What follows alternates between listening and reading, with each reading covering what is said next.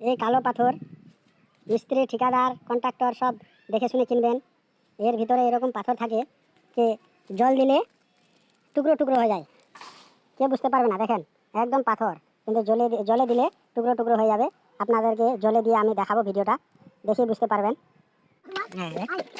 করে দিয়ে পানি ঢালে না, পানি ঢাল, বাস বাস বাস, ওই পয়লা হয়ে যাবে।